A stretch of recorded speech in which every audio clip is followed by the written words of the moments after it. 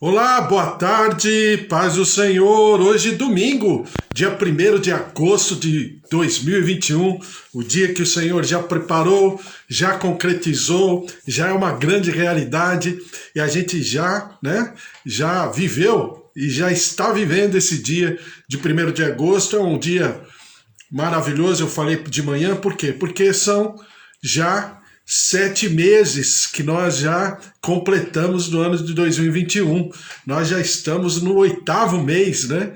Faltando 5 meses para terminar o ano, mas até aqui o Senhor nos ajudou, até aqui o Senhor já derramou da sua graça, da sua vida, da sua bênção, de tudo aquilo que é bom, perfeito e agradável. Nós já vivemos dias muito especiais, maravilhosos e com certeza viveremos mais, né? Porque a palavra do Senhor ela é a mesma e a Bíblia diz que o Senhor não muda e as suas promessas se cumprirão cabalmente sobre a tua vida, sobre a tua casa, a tua família, em nome de Jesus. Já chegamos no dia 1º de agosto, que o Senhor te abençoe, que o Senhor esteja projetando, planificando aquilo que Ele tem de bom, de perfeito, de agradável sobre a tua vida, sobre a tua casa, a tua família, em nome de Jesus. Glória a Deus. Boa tarde, Bispo Antônio, Deus abençoe o senhor, também Suzy, Priscila, toda a família, todos que estão aqui, minhas tias Rosália, Alzira, o Senhor abençoe todos os meus tios, filhos, netos, genros, noras. O Senhor abençoe a todos, sobrinhos, o Senhor também esteja junto a Eva, ao Carlos, também as suas filhas, Débora, Raquel, e Fábio e Cris, e também o netinho Danielzinho, pastor Amara, Deus abençoe a senhora, também toda a família, seu Ulisses, Milena, Ulisses também, e genro, o Douglas, a Nora, os netinhos. Deus abençoe a todos, em nome de Jesus. O Senhor esteja também sobre a vida da Amanda, Fábio, filhos e toda a família, todos os queridos aí. Deus abençoe a todos, em nome de Jesus. O Senhor também esteja sobre a Márcia e também sobre o Fábio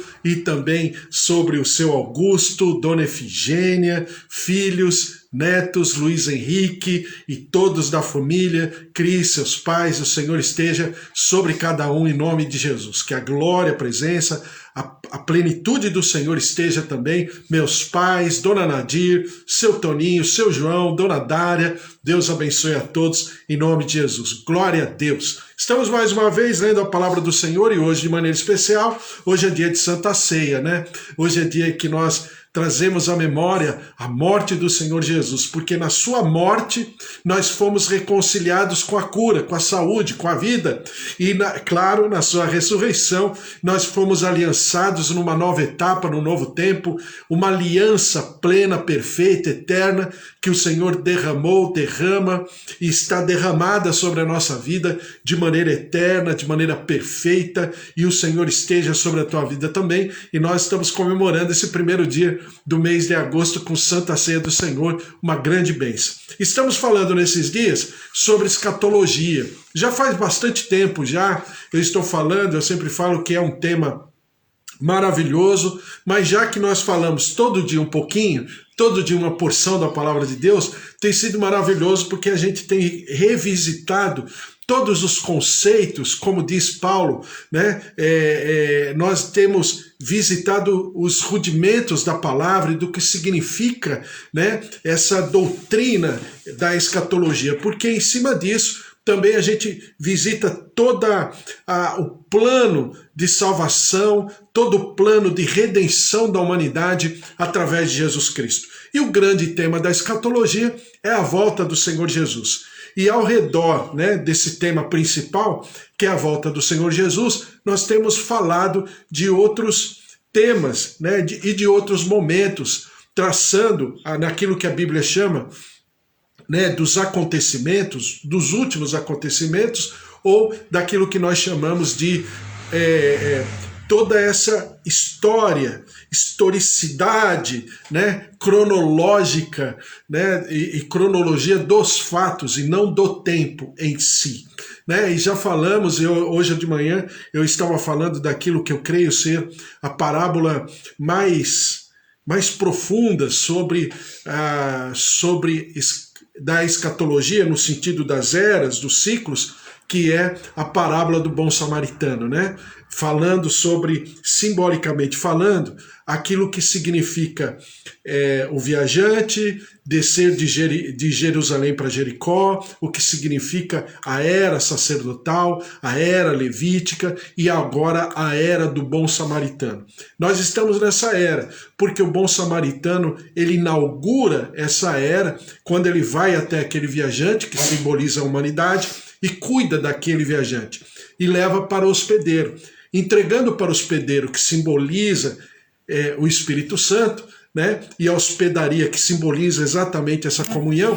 Nós estamos nesse momento, né? Dentro dos 2 denários, ou seja, desses 1000 anos. Eu sempre falo que 1000 anos é um sentido muito além de simplesmente um tempo de 1000 anos. É muito mais do que isso. Né? Não no sentido de tempo, mas no sentido de profundidade ou de importância. Eu chamaria isso de a 10ª potência, ou a potência perfeita, né?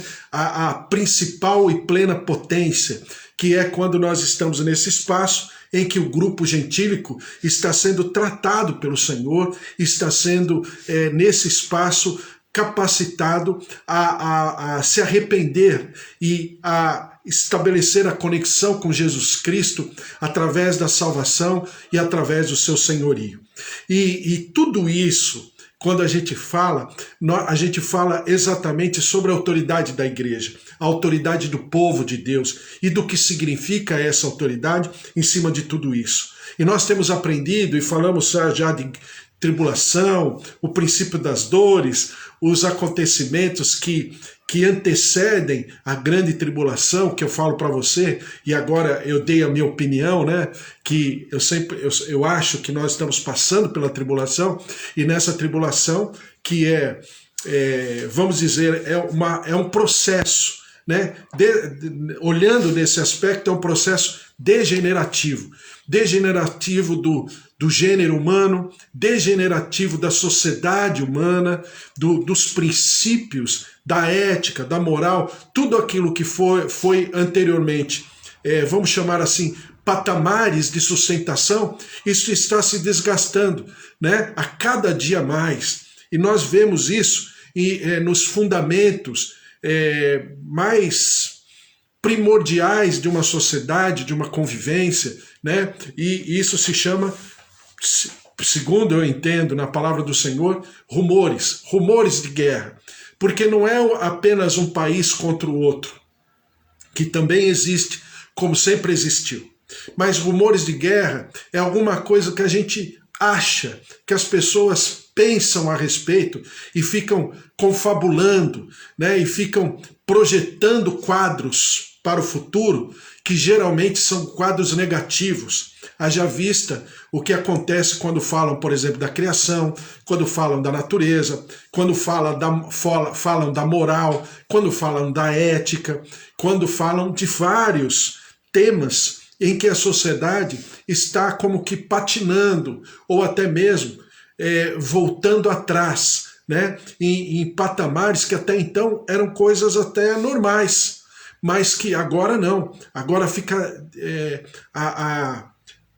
o contexto, né, humano que nós vivemos é um contexto de desequilíbrio em todos os sentidos. E a gente percebe isso também reverberando na natureza, reverberando na criação, em tudo que está acontecendo, né? Aquelas chuvas né, em quantidade jamais vistas, né, na região da Alemanha, da Bélgica, da Suécia, da Áustria, toda aquela região sendo assim, né, vivendo dias muito difíceis, como também aqui no nosso país, a seca em regiões que jamais tiveram secas tão assim profundas como está tendo agora. Então você vê a criação em desequilíbrio. E Paulo já falava isso em Romanos capítulo 8, que a criação geme e anseia pela manifestação dos filhos de Deus. Então você tem todo esse quadro Mas nós, povo de Deus, Igreja de Jesus Cristo, primeiro, confiamos em todas as promessas do Senhor. A palavra de Deus, ela tem que ser cada dia mais pontuada nas nossas vidas, destacada em todos os nossos procedimentos. Em segundo lugar, sabemos também que, como diz Paulo lá em 1 Coríntios 15, se nós confiássemos e tivéssemos a nossa fé baseada e fundamentada somente nas coisas terrenas, nós seríamos pobres. Mas nós confiamos, estamos fundamentados nas coisas espirituais, ou como ele diz, nas coisas celestiais.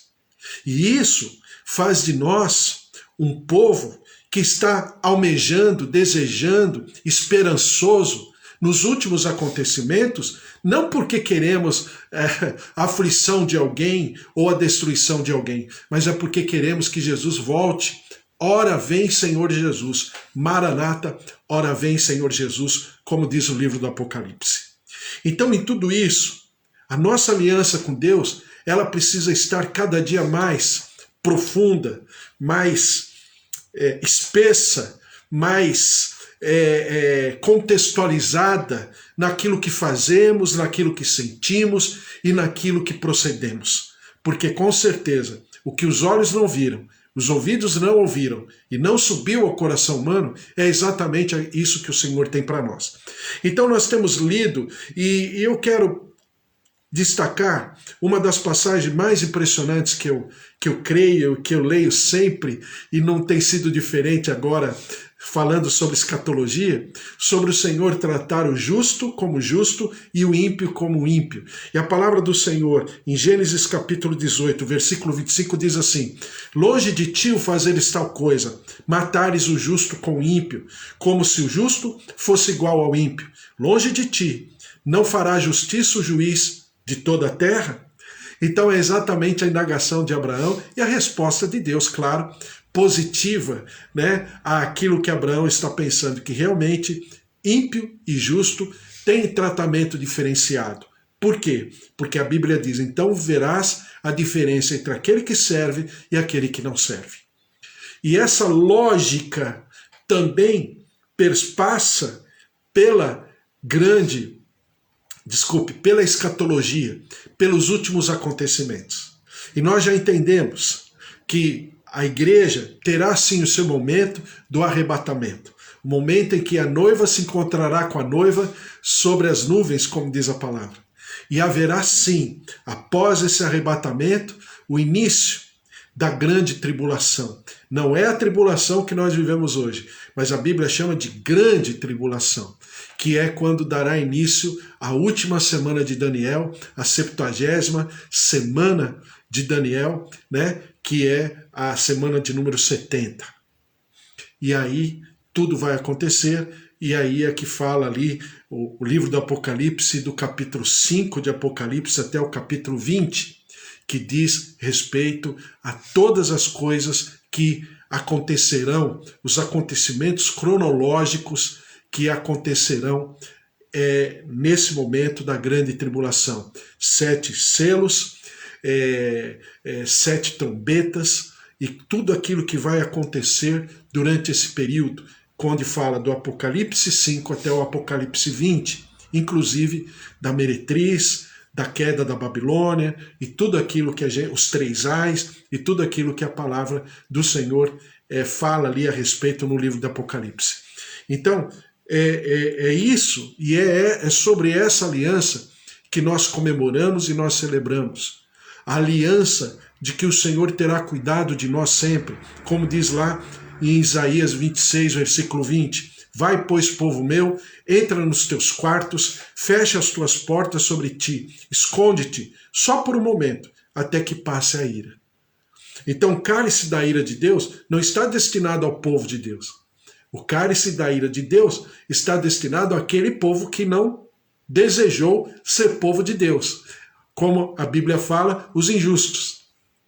Enquanto esses estão guardados no quarto.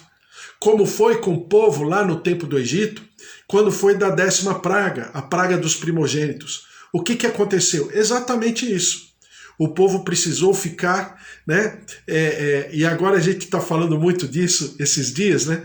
O povo ficou como que guardado, resguardado, preservado dentro das suas casas, com a marca do sangue do Cordeiro nos umbrais da porta, né? Para que o povo pudesse deixar passar o anjo da morte, o juízo do Senhor sobre o império egípcio, e o povo fosse resguardado, guardado para uma nova etapa. Exatamente, profeticamente falando, o que vai acontecer com o povo de Deus. Ah, mas não haverá salvação, e a gente já conversou sobre isso, não haverá arrependimento? Sim, haverá. Mas não é a segunda chamada. É, no projeto de Deus, a primeira chamada, não agora mais do grupo do povo gentílico, mas do grupo do povo de Deus, chamado o povo eleito. Sofrerá por causa disso? Sofrerá.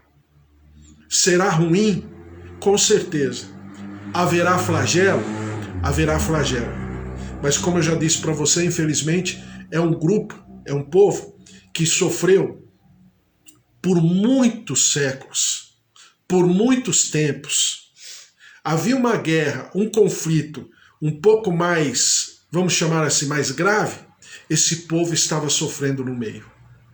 Fosse na Inquisição, fosse nas guerras chamadas as Guerras Santas, fossem nas invasões, fosse na Primeira Guerra, fosse na Segunda Guerra Mundial. Nós já sabemos disso, a história conta. Mas é um povo, como a Bíblia chama, de eleito. E porque um dia o Senhor Jesus ainda dará a oportunidade, quando vier aqueles que colocarão a marca, né, a marca da besta, como diz o Apocalipse, eles não vão aceitar. Por que não vão aceitar? Porque eles carregam uma identidade muito forte. E nesse momento, o Senhor virá com esse mover de arrependimento. E muitos se converterão ao Senhor Jesus. Sempre há populachos no meio? Sempre há. Porque sempre houve. Desde o tempo, quando o povo saiu da terra do Egito, que a Bíblia diz que o populacho saiu junto, quem era o populacho? Eram povos de outras nações, de outros reinos, mas que se converteram ao Deus de Israel.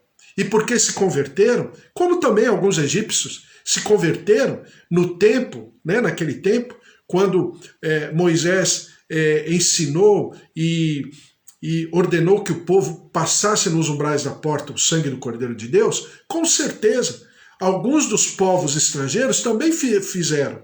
E foram poupados? Também foram poupados. Como também alguns egípcios foram poupados? Com certeza. Como também, possivelmente, alguns do povo de Israel não foram poupados porque não obedeceram ao Senhor. Então sempre haverá um remanescente em todos os momentos. Então haverá o remanescente na grande tribulação? Também haverá. Mas isso é um plano perfeito? É um projeto perfeito de Deus? Não. É a misericórdia de Deus. É diferente. Porque quando você ouve falar desses temas, parece que haverá uma segunda chamada. E essa segunda chamada, ela não existe. Ou a gente obedece ou não obedece. Ou se submete ao senhorio do Senhor Jesus ou não se submete. Não tem um plano B, é só o plano A. Mas sempre a misericórdia, a compaixão, a relação individual com cada um sempre haverá. O projeto de Deus, o plano de Deus é coletivo, mas o tratamento é pessoal sempre. E a palavra do Senhor diz aqui, Apocalipse capítulo 3, versículo 10, porque guardaste a palavra da minha perseverança, também eu te guardarei da hora, e não na hora, da hora. Aqui, né, está abrindo as portas já, no sentido didático, para a grande tribulação. É Apocalipse capítulo 3. Então, guardarei da hora da provação que há de vir sobre o mundo inteiro, para experimentar os que habitam sobre a terra. E a palavra do Senhor fala em 1 Pedro capítulo 4, versículo 17. Porque a ocasião de começar o juízo pela casa de Deus é chegada. Ora, se primeiro vem por nós, qual será o fim daqueles que não obedecem o evangelho de Deus? Então, nós que somos chamados da casa de Deus, já estamos sendo julgados agora. Porque a Bíblia fala que a palavra é quem vai julgar, né? Para dizer se nós vamos entrar vamos dizer assim, no grupo da primeira ressurreição ou não. A Bíblia fala em Apocalipse que bem-aventurados aqueles que ressuscitarão, estão no primeiro grupo da ressurreição, que é a igreja, que vai subir com o Senhor Jesus nas bodas do Cordeiro. Mas a palavra já está nos julgando hoje. Lá em Mateus capítulo 25, a Bíblia diz que o Senhor separará para a sua direita as ovelhas, da sua esquerda os carneiros, né? Então, cabe a nós decidirmos se seremos ovelhas ou carneiros hoje, agora, já, nesse momento. Então, a palavra de Deus ela é maravilhosa, porque ela nos chama, ela nos convoca em amor para buscarmos essa santificação. Santificação é inicial, progressiva e final. Então, ele dispara essa santificação em Jesus Cristo, através da exortação, da edificação e do consolo do Espírito Santo, nos convencendo do pecado, da justiça e do juízo. Mas também, ela nos dá completo livre-arbítrio para escolhermos o que fazermos, né? E isso é maravilhoso. Quando eu falei para você, e a gente conversou já tantas vezes, profeticamente falando, a posição de Enoque e Noé, Enoque simbolizando a igreja que é arrebatada antes do juízo, né? Porque Noé simboliza esse primeiro grupo. Não em Noé mesmo, não que Noé tenha cometido alguma coisa, pelo contrário, mas Noé simboliza esse grupo, enquanto Enoque simboliza esse outro grupo, que foi pego fiel, que andou com Deus, e o Senhor o toma para ele. Exatamente a relação de Elias e Eliseu, escatologicamente falando, a mesma coisa. Quando Elias ele é arrebatado e Eliseu fica. Mas isso não significa que esse primeiro grupo não terá vamos chamar assim, todo o cuidado e todo o zelo de Deus. Porque Eliseu simboliza a unção dobrada de Elias, não é? Então, Eliseu, simbolizado por Eliseu, esse primeiro grupo também viverá um tempo maravilhoso. Se de um lado flagelo, do outro maravilhoso, porque viverá uma relação com Deus como jamais houve anteriormente, mesmo na grande tribulação. Enquanto esse grupo cumpriu com o seu ministério, a exemplo de Elias, então foi arrebatado, junto com o noivo, né, para se reunir com o noivo, para que não passasse pela grande tribulação. Tá certo? E dentro de tudo isso, a gente aprendeu que andar com Deus é o segredo. Eu até falei isso para você. Ainda que eu estivesse errado, ainda que não houvesse o arrebatamento, ainda que não, né? A Bíblia não mostra isso, mas, enfim, o que interessa é sempre andar com Deus. Andar com Deus é o que faz a diferença sempre. Andar com Deus é o que nos fará protegidos, guardados, como diz lá no Salmo 91, né? À sombra do Onipotente nós descansamos. À sombra do Onipotente estamos guardados, né? À sombra do Onipotente, o nosso Deus, que é o nosso refúgio, cuida de nós. E é por isso que nós estamos renovando a aliança, como fazemos todo mês. Renovando, não é bem renovando, né? Mas reafirmando, reeditando, ratificando uma aliança que nós temos com Jesus. Não é? Então nós vamos colocar isso diante do altar do Senhor. A palavra do Senhor diz em 1 Coríntios capítulo 11, versículo 23. porque eu recebi do Senhor o que também vos entreguei, que o Senhor Jesus, na noite em que foi traído, tomou o pão, e tendo dado graças, o partiu e disse: isto é o meu corpo que é dado por vós, fazei isto em memória de mim.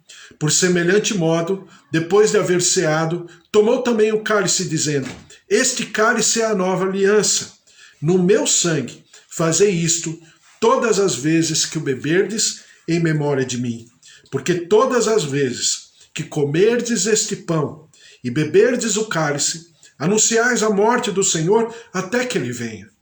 Por isso, aquele que comer o pão ou beber o cálice do Senhor indignamente será réu do corpo e do sangue do Senhor. Examine-se, pois, o homem a si mesmo, e assim coma do pão e beba do cálice. Pois quem come e bebe sem discernir o corpo, come e bebe juízo para si. Eis a razão porque há entre vós muitos fracos e doentes, e não poucos que dormem. Porque se nos julgássemos a nós mesmos, não seríamos julgados. Mas quando julgados, somos disciplinados pelo Senhor. Então, a palavra do Senhor fala sobre estarmos conscientemente participando do corpo de Jesus Cristo. Toda e qualquer reunião que nós fazemos, claro, simbolicamente falando agora, nesse momento, nós temos o cálice e o pão. Mas toda reunião que fazemos, as mais simples possíveis, nós estamos, na verdade, fazendo reuniões de corpo presente. Quem é esse corpo presente? É Jesus Cristo. É uma reunião solene nesse sentido. Por quê? Porque é o corpo de Jesus Cristo que foi moído em nosso favor. Porque é o sangue de Jesus Cristo que foi derramado por nós. E como diz o livro do Apocalipse, né, que a gente já leu várias vezes, bem-aventurados aqueles que estão eleitos para a primeira ressurreição, porque alvejaram as suas vestes no sangue do Cordeiro. E nós somos bem-aventurados. E quando a Bíblia fala ser feliz, a Bíblia fala num estado de espírito. E não importa a circunstância, porque é uma felicidade permanente, é uma felicidade eterna, é uma felicidade que nos faz realizados no Senhor Jesus.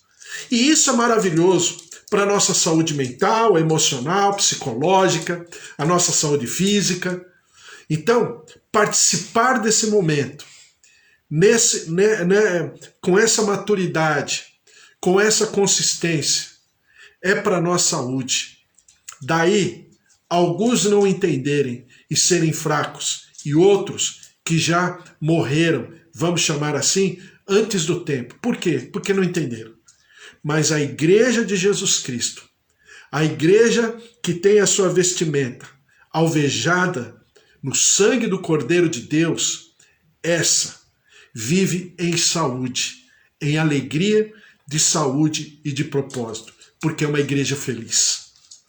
E nós precisamos externar cada dia mais essa alegria, a alegria da vida, a alegria, a felicidade de termos uma aliança de eternidade, porque sabemos o nosso endereço eterno, a nossa moradia eterna e o nosso Senhor eterno, Jesus Cristo, o autor e consumador da nossa fé. Por isso, pega esse pão comigo e fala assim: nem só de pão viverá o homem, mas de toda palavra que procede da boca de Deus. Eu me alimento, Senhor, grato, louvando ao Senhor.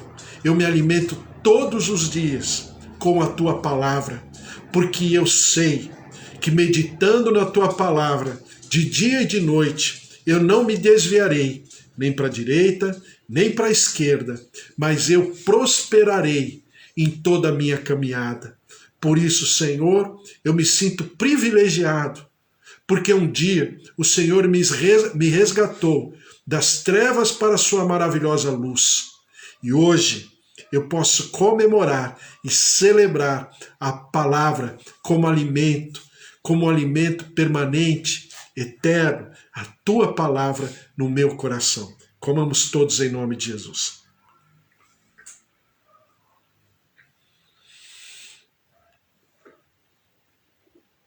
Amém, glória a Deus. Nós temos uma aliança com o Senhor. Então, fala comigo assim: Senhor, eu tenho uma aliança. Uma aliança de vida, uma aliança de uma vitória. Não é uma vitória circunstancial. Não é uma vitória que depende de terceiros. Não é uma vitória que depende do meu vigor, da minha vitalidade. Não depende de qualquer ambiente humano, mas uma vitória que está ancorada, atrelada e completamente dependente naquele que é o Cordeiro de Deus, que derramou o seu sangue, que se entregou por mim na cruz do Calvário. É a vitória eterna. Por isso eu declaro, por isso eu repito em alto e bom som: onde está, ó morte, a tua vitória? Onde está, ó morte, o teu aguilhão? Vencida foi a morte pela vida, tragada foi a morte pela vitória, e o meu Redentor vive. Bebamos todos em nome de Jesus.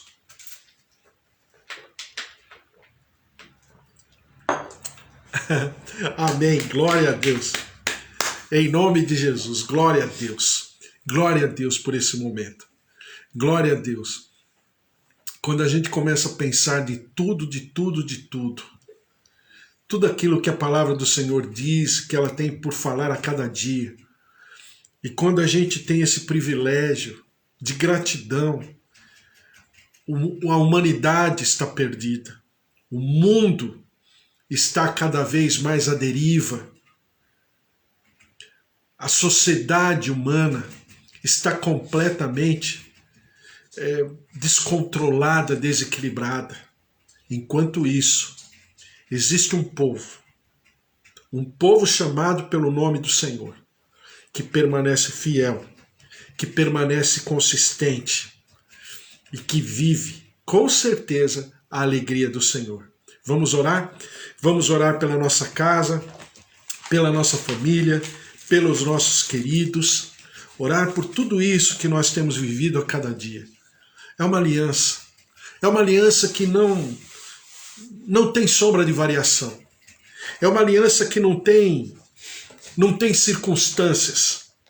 É uma aliança que não tem qualquer interferência, seja de quem for.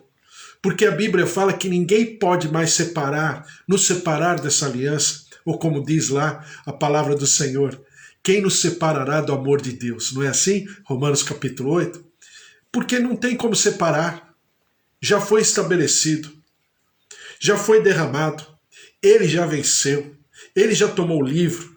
E como falando em Apocalipse, ele já tomou o livro e ele já abriu. Ele já tem toda a autoridade para abrir os selos. Ele tem toda a autoridade.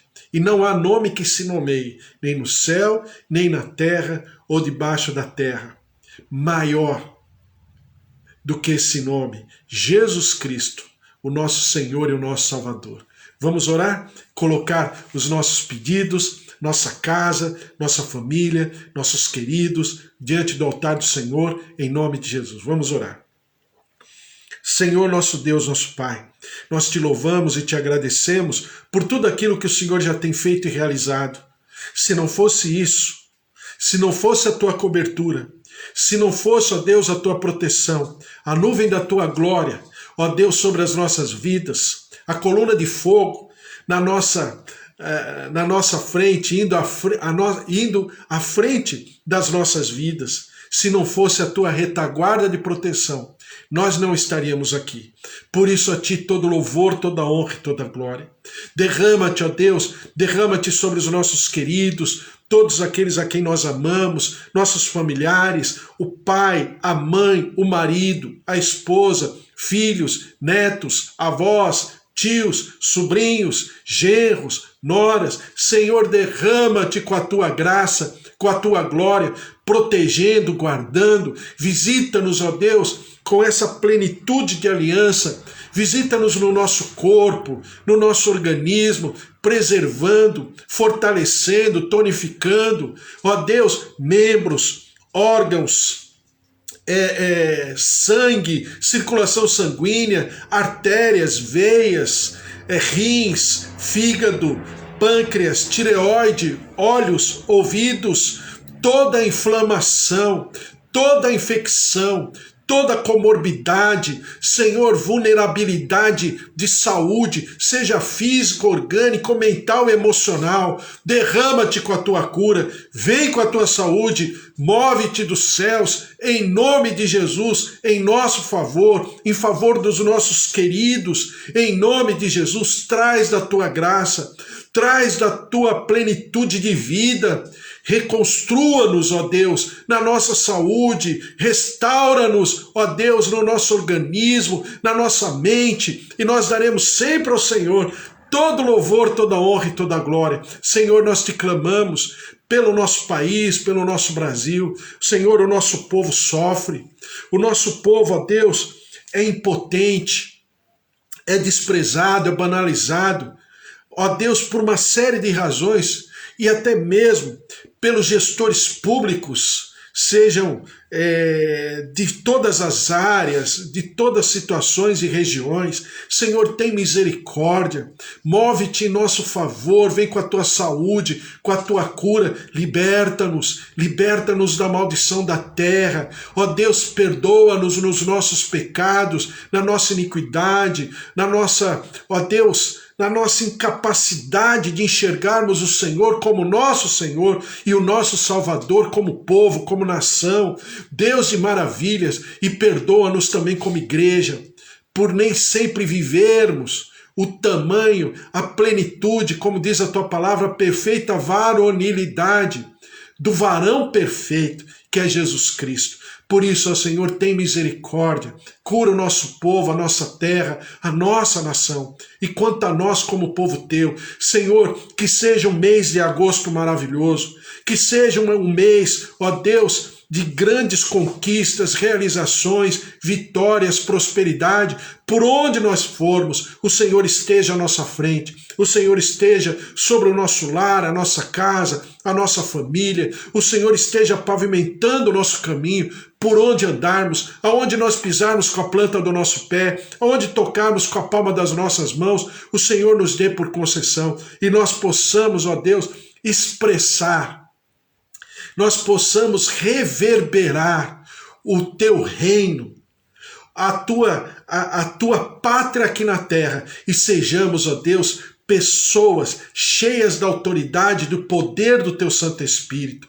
Por isso, ó Deus, seja um tempo maravilhoso, e nós daremos sempre ao Senhor todo louvor, toda honra e toda glória, assim como foram nos 7 meses anteriores, e o Senhor nos deu guarida, e o Senhor nos defendeu, e o Senhor nos protegeu, o Senhor nos supriu, e o Senhor nos fez avançar. Assim seja nesses próximos 5 meses, assim seja nesse mês de agosto, e nós vivamos, ó Deus, na plenitude da vida abundante, e nós daremos sempre ao Senhor todo louvor, toda honra e toda glória, em nome de Jesus. Amém.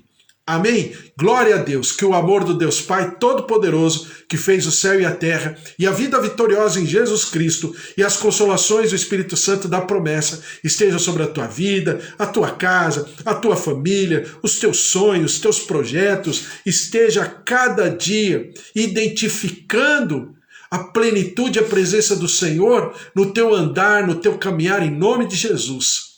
E que não te falte nem coisa pequena nem grande. Porque se Deus é por nós, quem será contra nós? E se o Senhor é nosso pastor, de nada nós teremos falta. Amém?